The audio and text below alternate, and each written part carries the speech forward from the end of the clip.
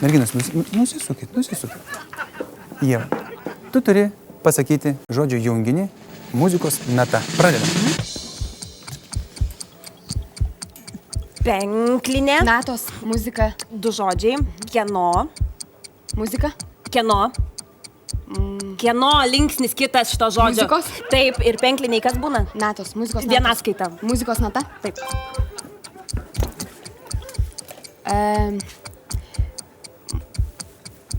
Kas? Greitai. Kas? Muzika. Rėkti, šaukti, kas čia? Groja. Kas? Muzikantas? Muzikantas? Koks? Moteris? Muzikantė?